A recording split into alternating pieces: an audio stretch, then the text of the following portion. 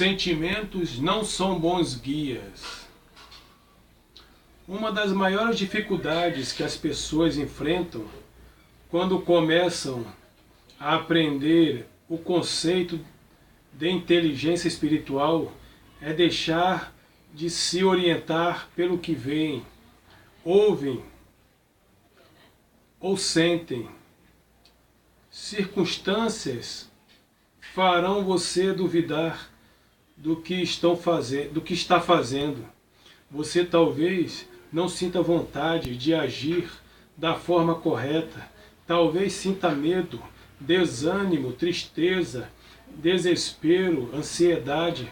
Talvez duvide que aquela decisão é a certa ou que aquela escolha é a mais adequada. O que você precisa entender é que, apesar de a fé parecer uma coisa maluca, capaz de mover montanhas, ela é totalmente racional. Dentro da lógica do mundo materialista, ela pode não fazer sentido dentro dessa lógica, mas dentro de sua própria realidade, ela segue um padrão lógico muito claro.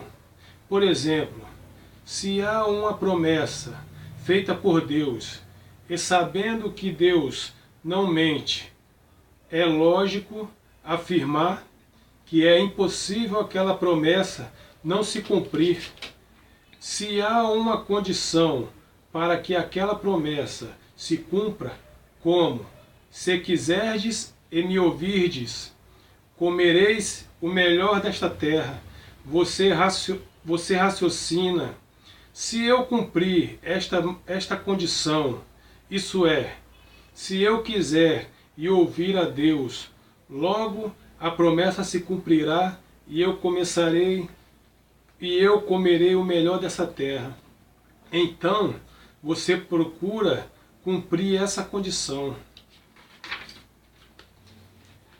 Obviamente você quer, então essa primeira parte é bem fácil de cumprir. Depois, busca descobrir como dar ouvido a Deus, o que Ele espera que você faça, etc. Assim, quando termina de cumprir as condições da promessa, já espera o cumprimento com convicção, pois sabe que é impossível que ela não se cumpra. Note que todo esse processo é consciente, envolve sua mente e seu raciocínio lógico. Nessa convicção não há espaço para o medo, dúvida ou qualquer outro sentimento. Qualquer certeza que você tiver, se for misturada com emoções, não vai funcionar. Pense novamente no exemplo do ciclista americano que, quando decretou que o câncer escolheu o corpo errado, ele ainda estava doente, ainda sentia as dores que um tumor nos testículos certamente lhe causava, ainda sentia a falta de ar característica de uma metástase nos pulmões, ainda sentia todos os efeitos do câncer no cérebro, ainda estava sem cabelos por conta da quimioterapia, ainda se sentia cansado, enjoado, com dores pelo corpo por causa do tratamento. O que ele sentia confrontava diretamente aquilo em que ele cria, e não apenas o que sentia, mas o que ouvia. Os médicos lhe diziam que ele tinha poucas chances de sobreviver. Certamente também via olhares de pena, certamente sentia os efeitos de toda aquela situação querendo passar sobre ele como um rolo compressor, mas o que o manteve firme, se ele tivesse cedido ao que estava sentindo, teria conseguido se recuperar? Se tivesse acreditado nas palavras de morte, teria sobrevivido? Se tivesse se deixado levar pelos olhares de pena e sentido dó de si mesmo, estaria aqui para contar a história? Absolutamente não.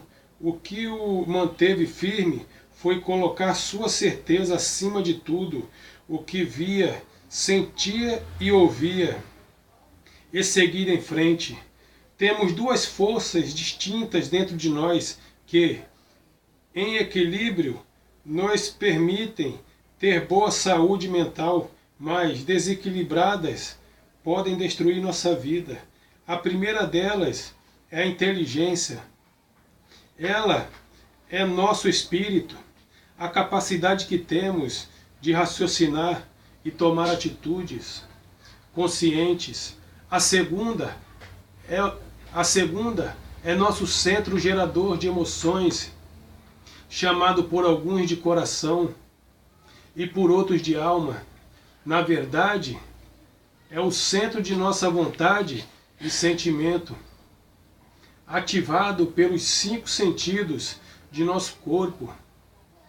Essas duas forças estão em constante guerra para definir quem está no controle. De modo geral, quando a pessoa não tem treinamento mental nenhum, ela se deixa levar por seus instintos e suas emoções. Assim, sua vida é como aquele barco lançado no mar, sem motor e sem remo, instáveis como ondas. Seus sentimentos atiram a pobre criatura para lá e para cá. Viver assim a vida inteira deve, no mínimo, causar muito enjoo.